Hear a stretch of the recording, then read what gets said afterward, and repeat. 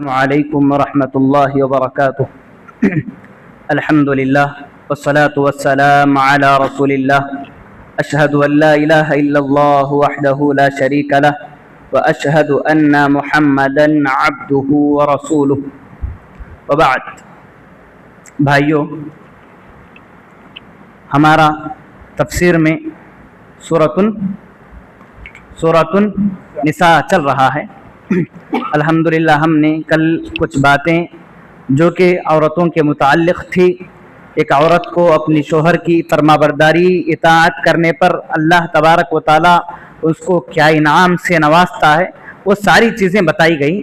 اب 5ویں پارے کے اندر ایک آیت ہے، اس آیت کے اندر اللہ تبارک و تعالیٰ میاں اور بیوی کے حقوق بتاتا ہے، یعنی شوہر کے حقوق بیوی پر کیا ہیں اور بیوی کے حقوق شوہر پر کیا مرتب ہوتے ہیں. ایک شوہر اپنی بیوی کے ساتھ کیسا ہو اور خاص کر عورت بیوی اپنے شوہر کے ساتھ کیسا برتاؤ کرے اور عورت کا مقام کیا ہے وہ بتایا گیا ہے. اللہ تبارک و تعالیٰ نے ارشاد فرمایا، الرجال قوامون علی النساء بما فضل اللہ بعضهم علی بعض. اللہ رب العالمین کہتا ہے مردوں کو عورتوں پر فضیلت دی گئی ہے، یعنی مردوں کا مقام دنیا کی ساری عورتوں پر بھاری ہے. کچھ عورتیں ایسی ہیں جن کا مقام مردوں سے تھوڑا اونچا ہے، لیکن اگر مکمل طور پر دیکھا جائے تو سارے مردوں کا مقام عورتوں پر زیادہ ہے. کیوں؟ اس کی بھی وجوہات ہیں. حضرت عباس ابن عباس رضی اللہ عنہ فرماتے ہیں کہ اللہ رب العالمین نے مردوں کو عورتوں پر افضل کیوں کہا ہے، یعنی مردوں کا مقام عورتوں سے کیوں بڑا ہے؟ اس لیے بڑا ہے کہ اب تک جتنے بھی انبیاء کو، جتنے بھی نبیوں اور رسولوں کو اللہ رب العالمین نے بھیجا وہ سارے کے سارے مرد تھے کہ عورت تھے؟ مرد تھے. جتنے بھی انبیاء ہیں وہ تمام کے تمام مرد تھے، عورت کوئی بھی نہیں تھی. تو کل ملا کر کتنے انبیاء کو اللہ رب العالمین نے بھیجا؟ 1,20,000. جی، تو ان تمام کے تمام مرد تھے، ان میں کوئی بھی عورت نہیں تھی. اور بادشاہت کے لائق اگر کوئی ہوتا تو صرف مرد ہوتا، عورت نہیں ہوتی. اللہ کے نبی نے کہا جس قوم کی بادشاہ، جس قوم کی سردار اگر عورت ہوگی تو وہ قوم آگے نہیں بڑھے گی، ترقی نہیں کر پائے گی.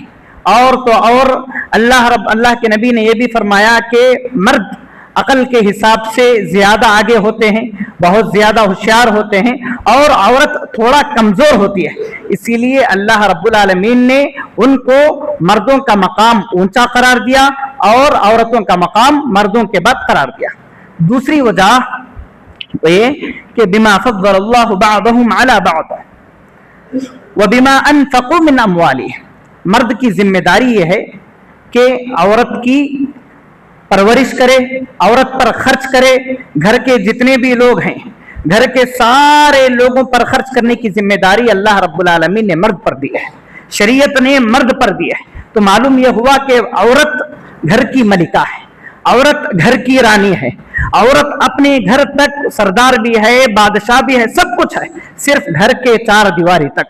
اس کے علاوہ مرد کی ذمہ داری یہ ہے کہ اللہ رب العالمین نے اس کو مرد بنایا ہے، تو مرد کو چاہیے کہ وہ اپنی جو بھی ذمہ داری ہے وہ ساری کی ساری ذمہ داری خرچ کرنے کی، کھلانے کی، پلانے کی، وہ ساری کی ساری ذمہ داری عورت پر خرچ کرے.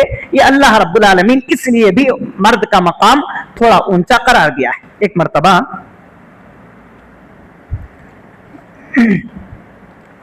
عورت کیا ہے؟ اپنے گھر مرد اپنے عورتوں کا امیر ہے، مرد عورت پر بہت زیادہ بھاری ہے. ایک مرتبہ علامہ البانی، ناصر الدین البانی رحمہ اللہ، جو سعودی عرب کے بہت بڑے عالم ہیں، بہت ساری حدیثوں کو کہتے ہیں کہ یہ حدیث صحیح ہے، یہ حدیث غلط ہے. ایک مرتبہ ایک عورت ان کے پاس آئی، آ کر بیٹھ کر سوال کرنے لگی، یا شیخ، اے شیخ، میں شادی سے پہلے بہت زیادہ نمازیں پڑھتی تھی، لمبی لمبی تہجد کی نماز، کبھی کبھی پوری رات تہجد کی نماز پڑھ لیا کرتی تھی، اور ہمیشہ نفل روزے رکھا کرتی تھی، بہت زیادہ قرآن مجید کی تلاوت کرتی تھی. لیکن جیسے ہی میری شادی ہو گئی، شادی کے بعد سے مجھے عبادت کرنے میں وہ مزہ نہیں آ رہا جو مزہ پہلے آتا تھا. نماز پڑھنے بہت زیادہ خوشی ہوتی تھی. اگر میں نفل روزہ رکھ لی تو مجھے بہت زیادہ خوشی ہوتی تھی, مزہ معلوم ہوتا تھا, لذت معلوم ہوتی تھی. جیسے ہی میری شادی ہو گئی میرے عبادت میں وہ مزہ پورا کا پورا ختم ہو گیا. یقیناً دیکھیے, کبھی آپ اگر کوئی بھی ہو کسی آدمی کو صدقہ و خیرات کرے یا کسی کی مدد کرے یا کبھی نفل روزہ رکھ لے یا کوئی بھی ایک چھوٹی موٹی نیکی کا کام کر لے تو آدمی بہت زیادہ خوش ہوتا ہے, اس کی طبیعت بہت زیادہ خوش ہو جاتی ہے. بھئی میں آج بہت اچھا کام کرا. بار بار اس کے دل کے اندر یہ بات آتی ہے کہ آج میں بہت اچھا کام کرا, بہت اچھا کام. کب ہو؟ جب ہماری نیت صحیح ہوگی اور جب جا کر وہ مزہ آئے گا. تو علامہ البانی بولے اس عورت سے, اچھا کیا آپ کا شوہر ہے, تم شادی شدہ ہو؟ کہی ہو شادی شدہ ہوں. بولی آپ کے شوہر کے ساتھ کیسا برتاؤ کرتی ہو؟ پوچھے آپ کے شوہر کے ساتھ برتاؤ کیسا کرتی ہو؟ عورت پریشان ہو کر بولنے لگی, میں آپ سے سوال کیا کری, میری عبادت میں مزہ نہیں آ رہی بول کر میں پوچھ رہی ہوں, تو تم مجھے کہہ رہی ہو کہ تم اپنی شوہر کے ساتھ کیسا رہ رہے ہو؟ انہوں نے کہا, میں اپنی بات کچھ بھی نہیں کہہ رہا ہوں, بلکہ اللہ کے نبی صلی اللہ علیہ وسلم کی ایک حدیث پڑھ کر سنائی. اللہ کے نبی نے کہا کہ جو بھی عورت کتنی بھی بڑی عبادت گزار کیوں نہ ہو, بڑی سے بڑی اللہ والی کیوں نہ ہو, پورے سال کے نفل روزے رکھنے والی کیوں نہ ہو, اور رات میں تہجد کی نماز پڑھنے والی کیوں نہ ہو, اگر وہ عورت اپنے شوہر کے ساتھ بد کلامی کرے گی, اپنے شوہر کو گالی دے گی, اس کی بات نہیں مانے گی, اس کو دھتکارے گی, تو اس کی ساری عبادتیں بیکار ہو جائیں گی اور اس کی عبادتوں کے اندر اس کو مزہ نہیں آئے گا. یہ اللہ کے نبی صلی اللہ علیہ وسلم کی حدیث ہے. اتنا ہی نہیں, اور آگے جائیے, خواتین کو چاہیے کہ غور سے سنیں. اللہ کے نبی صلی اللہ علیہ وسلم نے فرمایا, اگر اللہ تبارک و تعالیٰ کے بعد کسی کے لیے اگر اللہ تبارک و تعالیٰ کے بعد کسی کے لیے سجدہ کرنا جائز ہوتا, کسی کے لیے سجدہ کرنا حلال ہوتا, کیونکہ اللہ کے علاوہ اگر کوئی کسی اور کے لیے سجدہ کرتا ہے تو کیا ہے؟ شرک ہے, حرام نہیں ہے, شرک ہے. اللہ کے نبی نے کہا اگر ہوتا تو میں سب سے پہلے کس کو حکم دیتا؟ بیوی کو حکم دیتا کہ وہ کس کا سجدہ کرے؟ اپنے شوہروں کا سجدہ کرے. تو معلوم کیا ہوا؟ شوہر کا مقام بہت بڑا ہے, بہت اونچا ہے. اتنا ہی نہیں, اللہ کے نبی صلی اللہ علیہ وسلم کی ایک حدیث ہے, بڑی خطرناک حدیث ہے, اللہ اکبر, اگر سنو گے تو رونگٹے کھڑے ہو جائیں گے. اللہ کے نبی نے فرمایا, اگر کسی آدمی پر, کسی مرد پر زخم لگ جائے, یعنی پھوڑا ہو جائے, اس کے پورے جسم پر پھوڑے ہو جائے, اور وہ پھوڑے پکنے کے بعد اس کے اندر سے پانی یا پیپ جو بھی نکلتا نا وہ نکل کر گر رہا ہے, اگر اس کی بیوی کس سے؟ اپنی زبان سے, کس سے؟ اپنی زبان سے نیچے سے لے کر اوپر تک پورے جسم کو اگر پاک کرے گی تب بھی وہ شوہر کے حق کو ادا نہیں کری. اللہ اکبر. خالی آدمی اپنے ہاتھ سے صاف کرنے کے لیے ادھر ادھر ہو جاتے. لوگ کہتے کہ بھائی اس کی بیوی بہت اچھی ہے, وہ آدمی اتنا بڑا بیمار ہونے کے بعد بھی اس کو ساتھ دے رہی ہے, کھلا رہی ہے, پلا رہی ہے. یہاں تک کہ کچھ عورتیں ایسی بھی ہیں ماشاءاللہ, اگر شوہر کی کڈنی چلے جائے تو ایک کڈنی قربان کر دیتی ہیں. یہاں پر اللہ کے نبی بول رہے ہیں کہ جسم کے اوپر سے لے کر نیچے تک اپنی زبان سے اس پھوڑے کو اگر صاف کرے گی تب بھی جا کر شوہر کا حق پورا ادا نہیں کری وہ عورت. اللہ اکبر, کتنی بڑی بات ہے, کتنی بڑی بات ہے. اتنا ہی نہیں, اور آگے آئیے, اللہ کے نبی صلی اللہ علیہ وسلم نے فرمایا, دو لوگ ایسے ہیں جن کی عبادتیں صرف ان کے سر پر رہتے ہیں, بادل تک بھی نہیں جاتے, اللہ تبارک و تعالیٰ کے پردے تک بھی نہیں جاتے. مطلب کیا؟ ان کی کوئی بھی نماز قبول نہیں ہوتی, ان کا کوئی بھی نیکی کا کام ہرگز قبول نہیں ہوتا. پہلا وہ غلام جو اپنے آقا کی بات سنے بغیر چھوڑ کر آتا ہے, اب تو غلاموں کا سلسلہ بند ہو گیا. دوسرا وہ عورت جو اپنی شوہر کی نافرمانی کرتی ہے, جو اپنے شوہر کو لعن و طعن کرتی ہے, اپنے شوہر کی بات نہیں مانتی ہے, اس کو گالی گلوچ دیتی ہے, ناشکری کرتی ہے, تو کتنے بھی نمازیں پڑھ لے اس کی نماز اس کے سر پر ہی رہتی, اس کے سر سے اوپر نہیں جاتی. नमाज पढ़ ले, सदका व खैरात कर ले, ज़कात दे ले, हज कर ले, उम्रे कर ले, कुरान पर कुरान, कुरान पर कुरान पढ़कर खत्म कर ले, उसके बावजूद भी औरत अगर अपने शोहर की बात नहीं मानेगी, जायज जितने भी जायज कामों की इजाजत शोहर देता है, जितने भी जायज कामों की शरीयत जो बात बोलती है उन तमाम कामों की हुक्म देता है, तो औरत को चाहिए, बीवी को चाहिए कि बीवी औरत अपने शोहर की बात माने। नहीं मानेगी तो कितने भी नमाजें पढ़ ले वो सारे के सारे उसके सर पर ही रहते, सर से ऊपर नहीं जाते। मतलब क्या हुआ, कितनी भी नमाजें पढ़ ले कबूल होने वाले नहीं हैं।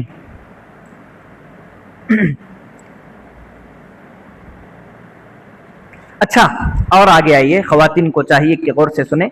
अगर कोई बीवी अपनी शोहर की बात का इनकार करती है, अपनी शोहर की बात नहीं मानती है, लानत पर लानत, लानत पर लानत, कितनी लानतें हैं देखिए। अगर सिर्फ इस उन्वान पर कहा जाए, आराम से घंटा आराम से बैठकर बोल लेंगे। तो अल्लाह के नबी ने कहा कि अगर कोई औरत, अगर कोई बीवी अपने शोहर की नाफरमानी करती है, उसको गाली गलौज देती है, तो ऐसी औरत पर अल्लाह के नबी ने फरमाया जन्नत के अंदर हुरुन आइन जो है ना, हुरें जो है ना, वो हुरें लानत भेजती हैं उन औरतों पर जो औरतें अपनी शोहर की बात नहीं मानती हैं, अपनी शोहर की बातों का इनकार करती हैं। इनकार करने वाली औरतों पर जन्नत से हुरें जो हैं, वो हुरें जन्नत के अंदर बैठकर उनके ऊपर लानत करती हैं। तब्बन लक तुम पर लानत हो, तुम पर अल्लाह तबारक व तआला की लानत हो। जो भी जन्नत के अंदर हुरें बैठकर जब दुआएं देती हैं, लानत भेजती हैं, तो क्या उनकी लानत कबूल होगी कि नहीं कबूल होगी? कबूल होगी नहीं कबूल होगी? जरूर कबूल होगी। इसीलिए खवातीन को चाहिए कि अपने शोहरों की फरमाबरदारी करें। हजरत आयशा रजी अल्लाह अन्हा बयान करते हैं, अल्लाह के नबी सल्लल्लाहु अलैहि वसल्लम ने फरमाया कि अल्लाह तबारक व तआला ने बनी इसराइल के लोगों को हलाक कर दिया है, नहीं सबको मालूम है, हलाक कर दिया, बर्बाद कर दिया। उन पर बहुत सारे अज़ाबात को अल्लाह रब्बुल आलमीन ने नाजिल किया। उसका सबसे पहला मकसद, पीछे बहुत सारे मकसद हैं, नबी की नाफरमानी, अल्लाह को गाली दिए, सब सब सब सब हैं, लेकिन सबसे पहली वजह, सबसे अव्वलीन वजह जो है, अल्लाह के नबी सल्लल्लाहु अलैहि वसल्लम ने फरमाया कि इसलिए अल्लाह रब्बुल आलमीन ने बनी इसराइल की औरतों को, बनी इसराइल के लोगों को हलाक कर दिया, क्योंकि वो औरतें अपने शोहरों से जा बजा के बेकार के मुतालबे करते थे कि वो दिलाओ, कपड़े दिलाओ, जेवरात दिलाओ। हदीस है तिरमिज़ी की, मैं कह रहा हूं कि जेवरात दिलाओ, फलां दिलाओ, फलां दिलाओ। बनी इसराइल के जो बड़े बड़े मालदार थे अपनी बीवियों को दिलाया करते थे। खासकर उनको देखकर वो गरीब खानदान के जितने भी लोग थे, वो सारे की सारी औरतें अपनी शोहरों को कहते थे कि तुम मुझे कपड़े दिलाओ, तुम मुझे जेवरात दिलाओ, मुझे फलां दिलाओ, फलां दिलाओ, फलां दिलाओ। इसीलिए अब शोहर बेचारा जितनी है उतना, उसकी जितनी ताकत है, जितनी हैसियत है, जितनी उसकी कुव्वत है, उतना ही दिलाएगा, उसके अलावा दिला नहीं सकेगा। अब उनकी बात ना मानने की वजह से, शोहरों की नाफरमानी करने की वजह से अल्लाह रब्बुल आलमीन ने बनी इसराइल के लोगों को हलाक कर दिया। मालूम यह हुआ कि अगर औरतें अब भी अगर अपनी शोहरों की नाफरमानी करते हैं, नाशुक्री अल्लाह की करते हैं कि तुम मुझे क्या दिलाए, फलां दिलाए, मैं खुश नहीं हूं, ऐसे अल्फाज अगर अपनी जबान से कहोगे, अल्लाह के नबी ने कहा कि अल्लाह तबारक व तआला तुम पर लानत भेजेगा। अल्लाह की लानत खवातीन पर आएगी। कब? जब अपने शोहरों की नाफरमानी करेंगी। अब शोहर को भी चाहिए कि बीवी पर जितना रहमो करम हो सकता है मुकम्मल रहमो करम करे, और जा बजा का उस पर क्या है, ज्यादा से ज्यादा उस पर बोझ ना बनाए, बल्कि जितना इस्लाम ने हमको हक दिया है उतना ही।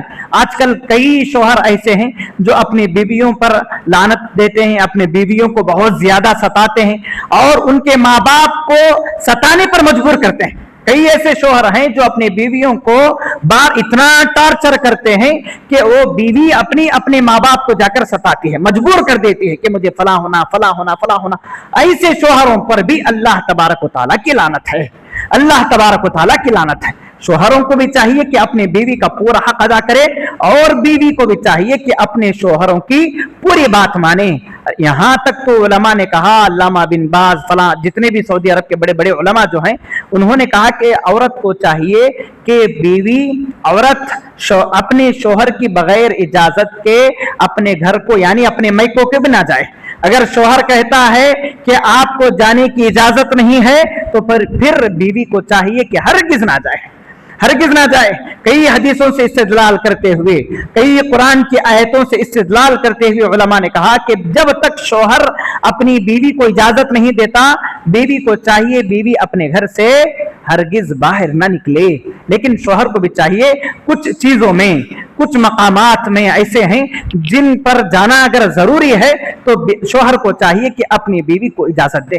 لیکن خاص کر تمام شوہروں سے گزارش ہے کہ جب ہم مسجد کو آتے ہیں، خاص کر جمعہ میں، رمضان میں، عشاء میں، تراویح کے لیے، تو آتے ہوئے ہم اکیلے نہ آئیں، اکیلے نہ آئیں۔ اپنے گھر کی خواتین کو، اپنے گھر کی بچیوں کو، اپنے گھر کی ماں، اپنے گھر میں جتنے بھی عورتیں ہیں ان کو اپنے ساتھ لے کر آئیں، ان کو اپنے ساتھ لے کر آئیں۔ جتنا ثواب ہم حاصل کر رہے ہیں ان کو بھی اتنا ثواب دلانے کی کوشش کریں، بلکہ اگر وہ آتی ہیں تو اللہ رب العالمین ان کو اس سے بھی زیادہ ثواب دیتا ہے، کیونکہ اپنی ساری مجبوریاں، قربانیاں دے کر آ رہی ہیں۔ یقیناً اگر اچھی نیت سے آتی ہیں، سچی نیت سے آتی ہیں خواتین مسجد میں نماز پڑھنے کے لیے، تو یقیناً اللہ تبارک و تعالیٰ اس کا اجر ان کو دے گا، کیونکہ عورت اکیلی جب بازار جاتی ہے، عورت اکیلی شاپنگ کرنے کے لیے جاتی ہے، تو پھر عورت اکیلی آرام سے مسجد آ سکتی ہے، کیونکہ نبی کریم صلی اللہ علیہ وسلم اور صحابہ کرام کے زمانے میں ایسا ہوا کرتا تھا کہ ایک صف یعنی آدھا حصہ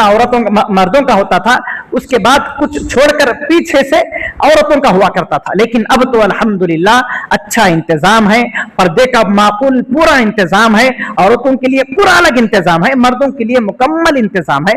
تو تمام خواتین سے گزارش ہے کہ جب بھی آپ مسجد آتی ہیں تو اپنی پڑوسیوں کو، اپنی سہیلیوں کو، اپنے ساتھیوں کو آتے ہوئے مسجد کو لے کر آنے کی کوشش کریں، اور جو بھی باتیں یہاں پر کہی جاتی ہیں تو اس کو سن کر اپنی عملی زندگی میں لانے کی کوشش کریں۔ رب العالمین سے دعا ہے الہ العالمین ہم تمام کو حسن عمل کی توفیق عطا فرمائے، الہ العالمین تمام میاں بیوی کے رشتوں میں محبت اور الفت پیدا فرمائے، آمین۔ اقول قولی ھذا استغفر اللہ لی ولکم ولسائر المسلمین انہ ھو الغفور الرحیم، سبحانک اللہم وبحمدک اشہد ان لا الہ الا انت استغفرک واتوب الیک۔